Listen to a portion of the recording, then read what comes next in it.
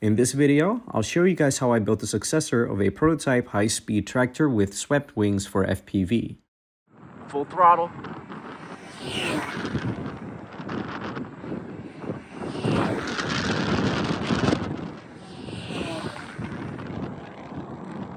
But first, a proper introduction on how I got to this design.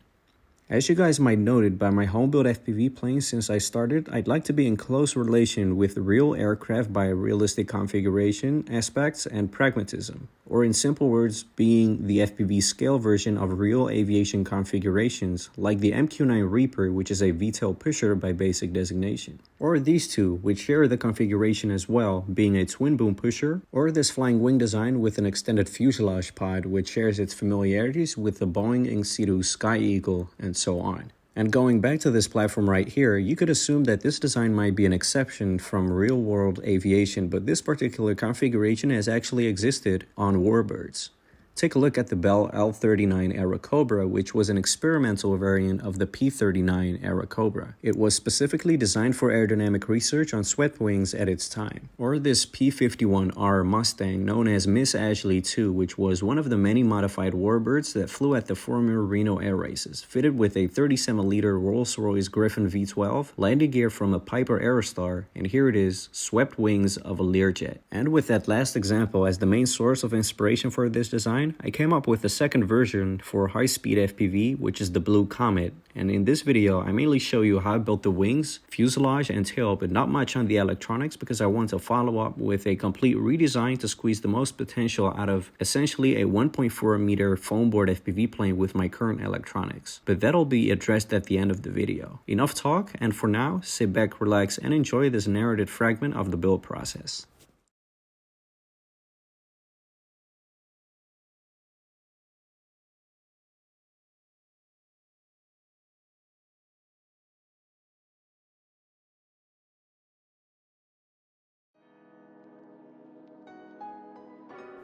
So at first I got a piece of foam board used for the tail section, have that covered up in blue tape, mainly for strength but also for the looks of the blue Comet, and then cut away the excess foam to get it in shape.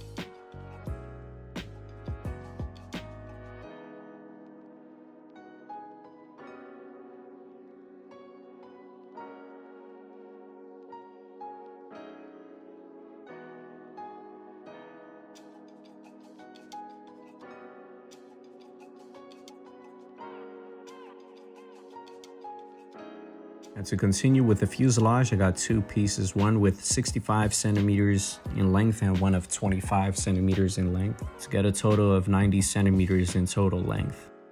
Here too, I got a piece of foam board and then covered that up in the blue tape, and that would later on be formed with the experimental airlines techniques to form the fuselage with the desired dimensions.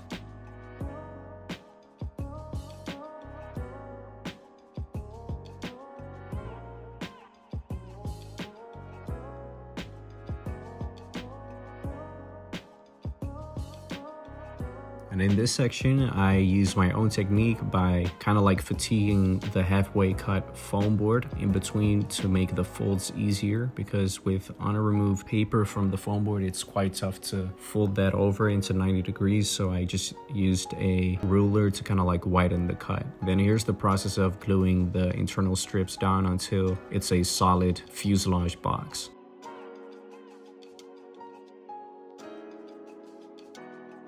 The underside, which is kind of like the undercarriage for the plane, is reinforced with duct tape, and duct tape just always works as for reinforcement for a belly lander.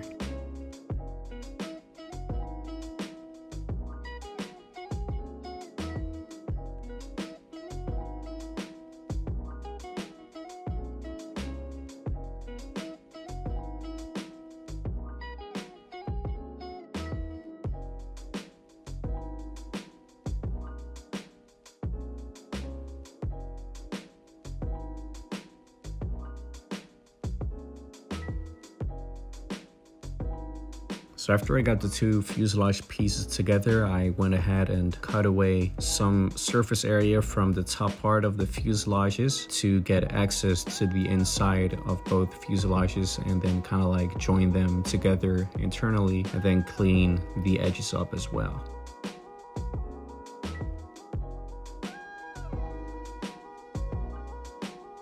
And in this process, I used wooden sticks, smaller ones, and I used paint sticks to join the two fuselages, and the joint was extremely strong and solid afterwards, and it just all works very good with hot glue too. So this is definitely recommended to build any of my planes as well if you want to join multiple fuselage pieces together.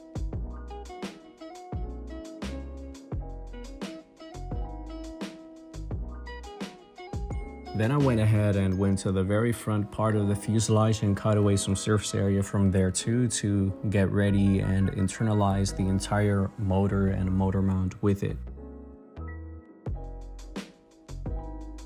But here is the footage. Before that, I went ahead and wanted to glue the tail section on first. So what I did on here was I went ahead and removed the tape and paper to get foam to foam contact and glued that in place.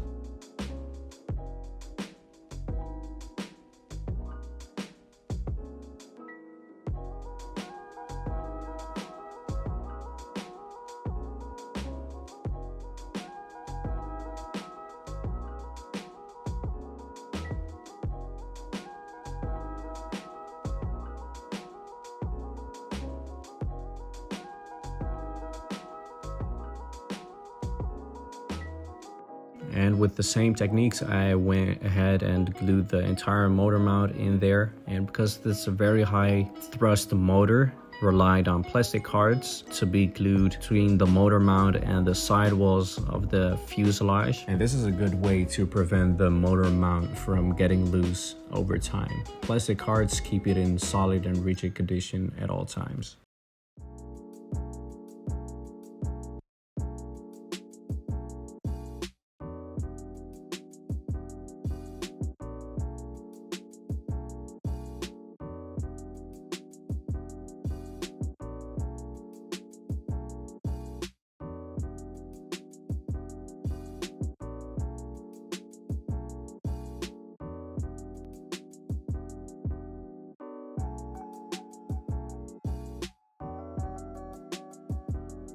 And after finishing the basic fuselage of the airplane, I went ahead and started with the wings. Here you got the dimensions for the wing and the center of gravity after using a flying wing calculator to determine the center of gravity or the center of pressure location of this particular wing.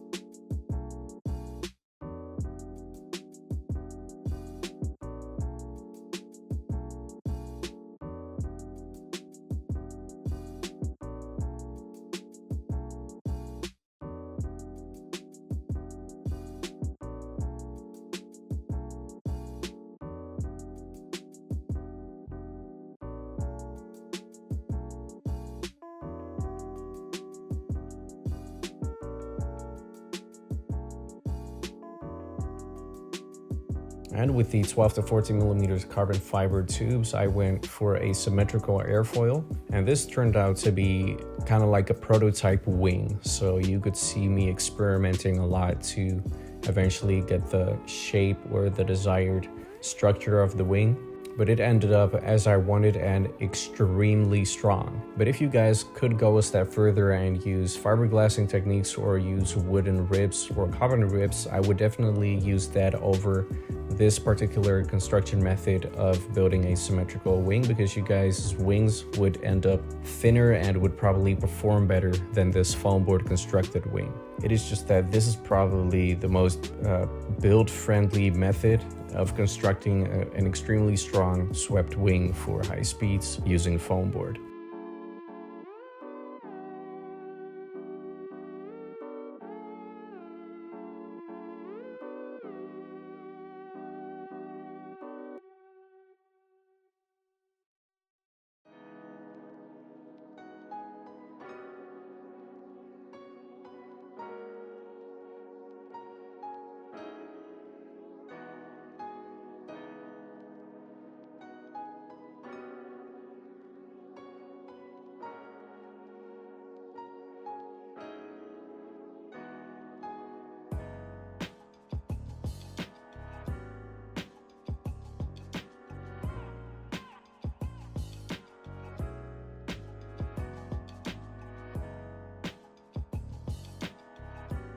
And after finishing the shape of the unitary wing, I finished it up with some white duct tape and the same blue tape for the color scheme and added the control surfaces and servos to complete the entire wing.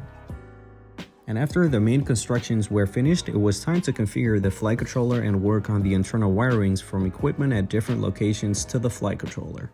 Its center of gravity was determined by having the fuselage complete and loaded with the battery but without the wing, and where it was balanced out perfectly, I aligned that location with the CG mark on the main wing and positioned the tie downs.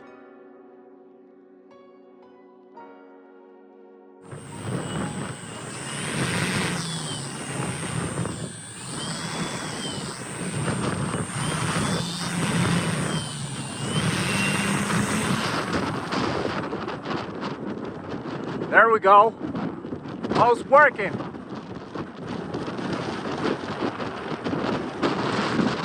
Oh, this thing on power.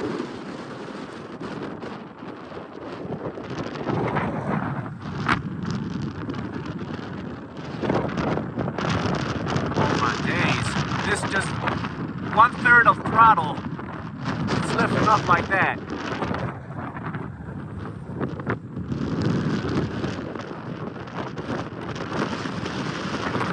Stall it out.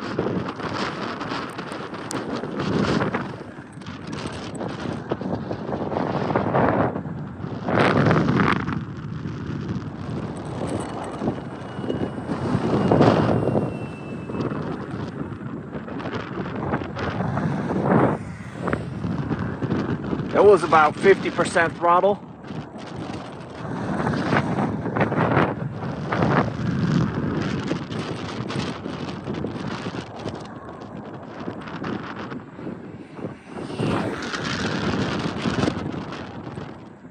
Full throttle.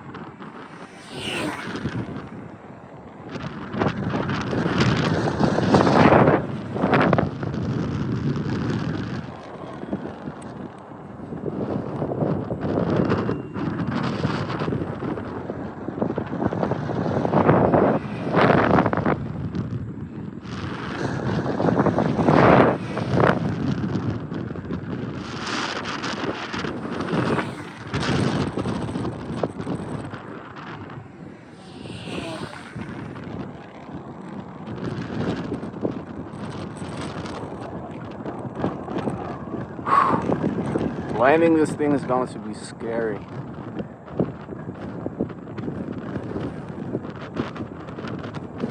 I have no altitude perception at these distances.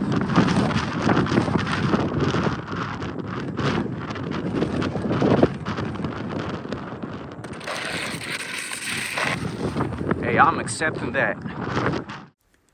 After the Maiden and other days of flying this aircraft, I was glad to at least beat 200 kph by good measure. The average high-speed pass it currently does is over 220 kilometers an hour, which is about 138 miles an hour.